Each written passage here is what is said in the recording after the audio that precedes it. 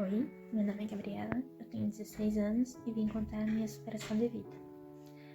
Antes de começar a contar, eu quero dizer que meu intuito não é causar intriga, que eu não vim pra difamar o nome de ninguém e que eu só quero dizer que foi uma superação na minha vida, que foi muito difícil, porque isso causou muitos problemas psicológicos pra mim.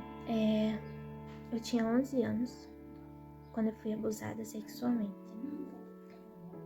Eu consegui superar, mas ainda é muito difícil pra mim falar sobre isso e eu acredito que depois desse vídeo, eu acredito que eu possa me sentir bem melhor, porque ainda tem um negócio aqui dentro, sabe, que é muito difícil. Eu tinha 11 anos quando o meu primo, que na verdade eu considerava tio, né, eu pedi até benção pra ele e tudo, eu frequentava muito a casa dele, da família dele, porque, nossa, eu amava frequentar lá, brincar com os meus primos, os filhos dele, adorava a mulher dele me levava pro shopping, me levava pra mercado, eu amava ela, eu amo muito ela. E, sim, era muito boa a nossa convivência, sabe, então eu vivia lá na casa deles, quando eu ia pra minha cidade natal. A primeira vez que aconteceu foi quando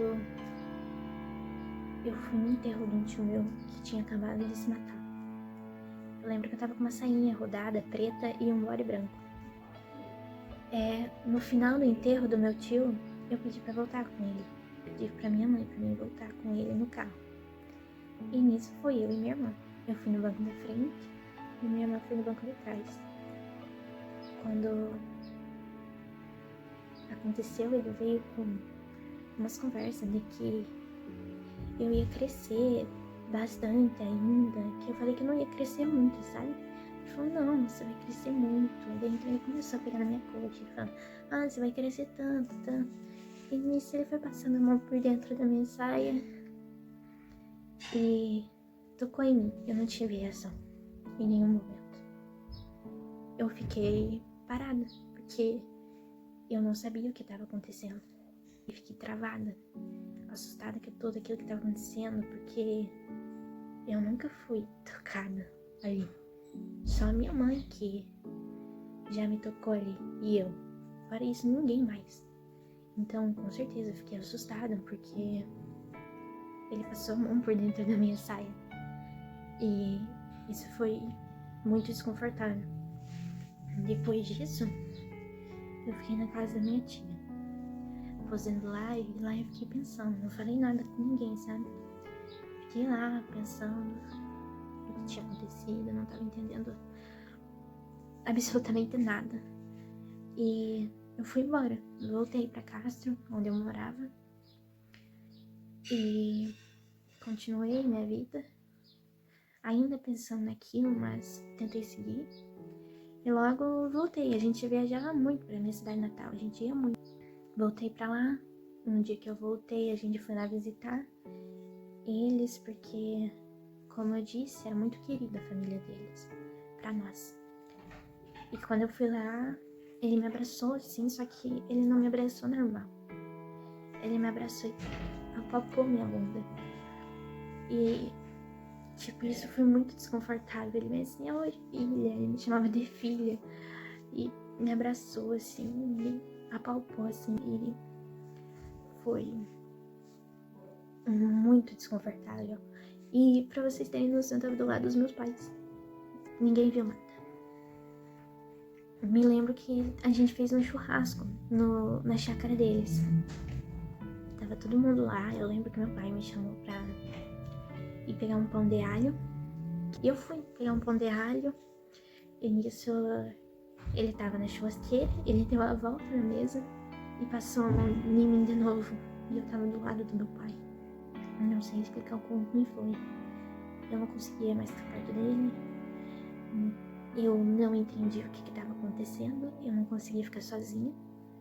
Eu só queria ficar longe. E nisso passou, a gente almoçou e passamos a tarde lá brincando. Minha irmã queria que eu subisse numa árvore pra pegar uma frutinha pra ela. E eu subi. E ele viu eu subindo na árvore. E ele veio atrás de mim e eu já comecei a ficar nervosa, já comecei a tremer. A minha mão começou a suar. E eu quase escorreguei da árvore. E nisso ele correu, ele apertou o passo e falou, deixa que eu te ajudo, não sei o quê. E começou a me apalpar de volta, a passar a mão em mim. Qualquer oportunidade que ele tivesse, ele tava lá, atrás de mim, me apalpando, me segurando, me oprimindo, pra dizer bem, tá? Era horrível aquela sensação. E eu lembro que eu cheguei em casa, na casa da minha tia, fui tomar um banho, mas eu chorei tanto. Eu tava me sentindo mal naquela situação que foi horrível. E nisso passou, eu nunca mais quis ir pra minha cidade natal, eu nunca mais fui. E nisso passou quase um ano que eu não ia mais, que eu não queria nem saber de viajar pra lá. A minha professora de português falava muito sobre isso, sabe? E eu me senti confortável. Naquela época eu já me automutilava, minha mãe já tinha procurado psicólogo pra mim, eu já tomava remédios, eu já não tava bem. A escola já viu que eu tava me cortando, chamaram meus pais, já tava tendo vários problemas e eu me senti confortável em contar com a minha professora de português. Quando acabou a aula, eu pedi pra entregar um livro pra ela, não sei o que, não lembro o que me fez ir até uma outra sala que ela tava dando aula. Eu acabei indo lá, chamei ela e contei pra ela o que tava acontecendo. Ela conversou comigo, me deu uns conselhos, falou pra mim contar pra minha mãe o que tava acontecendo. Falou que eu podia denunciar, que eu tinha que denunciar, porque aquilo não podia acontecer, porque vai que acontecia com a minha irmã. E nisso eu falei que eu ia contar, né? Mas nem passou pela cabeça contar pra minha mãe. Aí então vieram essa professora, depois que eu entrei na sala de aula de volta, voltei pra minha sala, eu acho que ela foi lá na diretoria e chamaram minha mãe, contaram tudo pra minha mãe, e minha mãe chegou em casa e falou que a gente ia voltar lá pra minha cidade natal, que a gente ia denunciar. Então tá bom, eu concordei, contei tudo pra ela, o que tava acontecendo, o que ele fez comigo. A minha mãe conversou com a minha prima, com uma prima minha, e uma prima minha começou a falar, ele também já fez isso comigo, e não sei o que, e isso apareceu 7 parentes meus que foram abusados por ele. Minha mãe foi abusada por ele, mas a minha mãe não falou nada. Mas eu acho que Deus tem um plano pra cada um. E não culpo ninguém por não ter falado antes. Eu se não tivesse, se minha professora de português não tivesse falado, não tivesse me confortado por dentro, eu não teria falado. Porque eu não entendia. Eu não sabia, até hoje eu não entendo direito o que aconteceu, por que aconteceu. E porque eu era uma criança, eu tinha uma inocência enorme. Eu sinto que minha infância foi cortada depois disso. Eu fiquei traumatizada. E isso parou minha vida por muito tempo. Porque por muito tempo eu precisei de tratamento. Precisei ir pra psicóloga.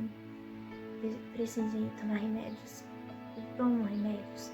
A gente juntou 5 primas minhas, 5 primos meus e fomos denunciar.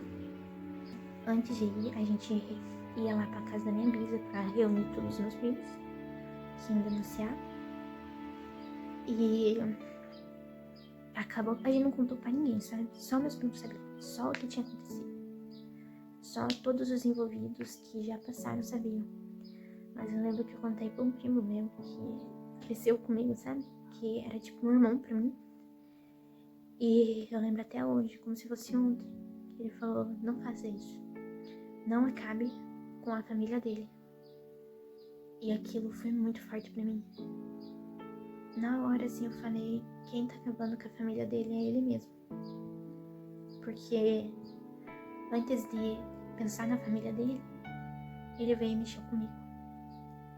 E eu lembro que essas palavras do meu primo me magoaram demais, porque eu esperava um conforto do meu irmão, porque a gente cresceu junto, então praticamente eu considero ele um irmão meu, mas eu não culpo ele.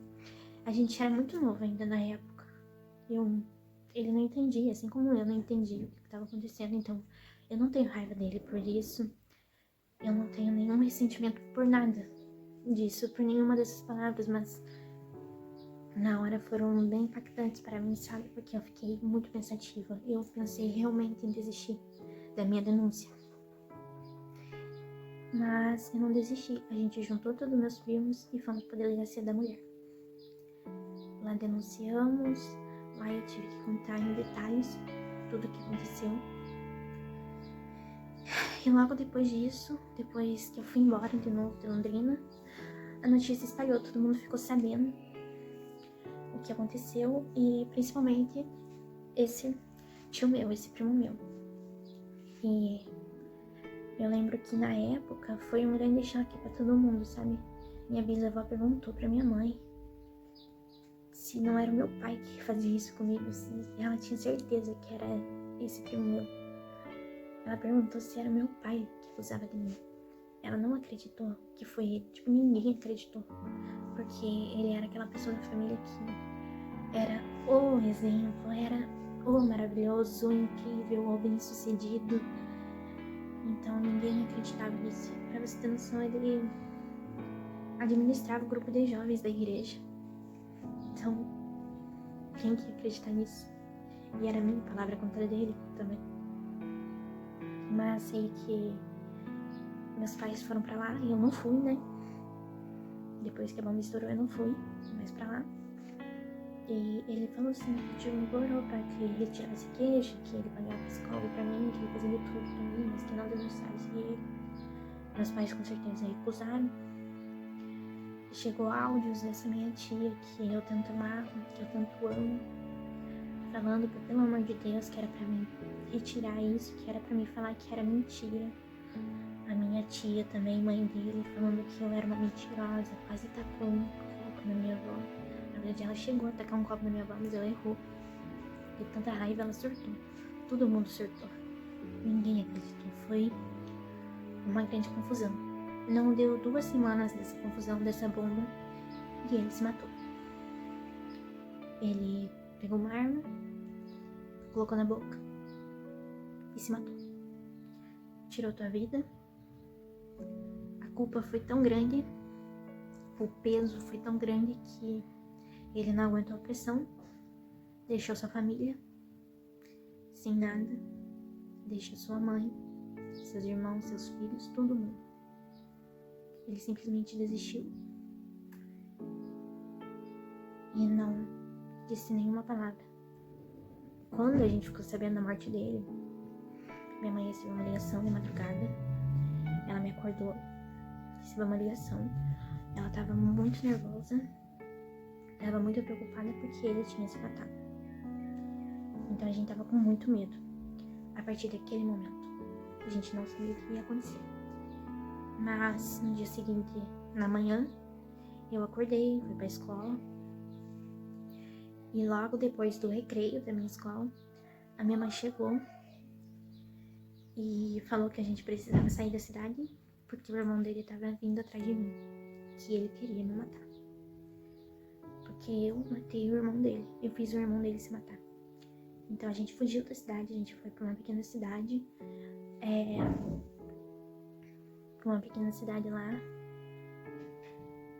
na casa de uma tia minha, que eu agradeço muito.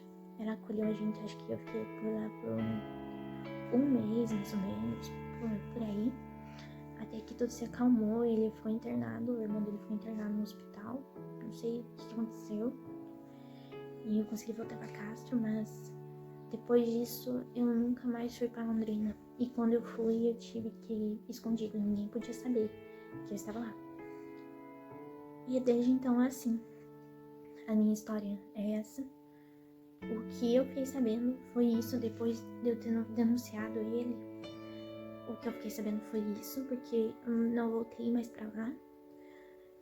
E até hoje eu nunca mais conversei com a minha tia, a mãe dele. Nunca mais vi a mulher dele, nunca mais vi os filhos dele. Graças a Deus, meus pais acreditaram em mim.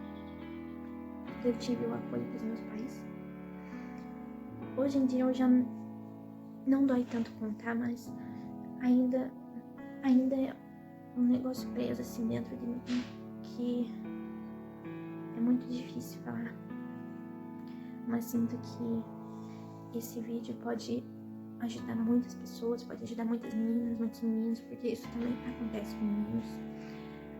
O estupro, o abuso é real. As consequências não ficam só no nosso corpo, ficam na nossa cabeça também. É muito difícil superar. Até hoje eu faço acompanhamento psicológico. Eu ainda tomo remédios. E eu ainda estou em fase de superação. Eu superei, mas não digo 100%, eu não tô 100% recuperado do que aconteceu. Eu tinha apenas 11 anos, hoje eu tenho 16. Tudo isso foi muito difícil pra mim, porque a minha infância foi totalmente interrompida. Porque depois disso, eu não consegui mais ficar abraçada com meu pai. Eu não consegui mais ficar sozinha com nenhum homem. Eu não consigo andar na rua tranquila. Eu sinto muita falta da minha família. Esse ano, graças a Deus, minha bisavó conseguiu me perdoar. Meu bisavô morreu e eu não pude ir no enterro dele por causa dessa minha família, porque eles ficaram com raiva dele por uma coisa que eu não tive culpa de nada. Graças a Deus, minha bisavó me perdoou. E agora eu tô em paz. Agora eu sinto que minha vida vai andar, porque eu só precisava do perdão dela mesmo. Eu só precisava que ela me escutasse. E ela me escutou esse ano, um pouco antes da quarentena. Eu consegui falar com ela, isso foi muito bom. Hoje em dia, eu tô namorando, eu tenho um relacionamento, eu superei tudo. É isso, essa é a minha experiência que eu queria compartilhar. Meninas, falem, meninos, falem. Vocês não estão sozinhos. Vocês não estão sozinhos. Sempre vai ter alguém pra te ajudar. Não se calem, isso é sério. Isso causa uma ferida não só por fora, mas lá dentro também. E eu espero que eu tenha ajudado alguém. Eu só quero compartilhar, só vim contar minha história de superação. E é isso, eu espero que eu tenha contado bem, que vocês possam entender a minha mensagem, possam entender a minha história. Eu ainda não sei um jeito certo de falar sobre isso, mas é o meu jeito que eu tenho pra contar. E eu espero que eu me sinta melhor depois disso. E eu espero que vocês também se sintam melhor, se sintam acolhidos. E que vocês podem contar comigo. Me sigam lá no Instagram. Se vocês se sentirem acolhidos e quiserem me contar também, eu vou estar lá no Instagram. Me sigam lá, meu nome é Gabriela Moy _ Curta o vídeo, não esqueça de dar teu joinha, que é muito importante pra mim. Se inscreva no meu canal, que eu ainda quero trazer muitos conteúdos bons pra vocês. Muito obrigada. Um beijo no coração de todos. Amo vocês.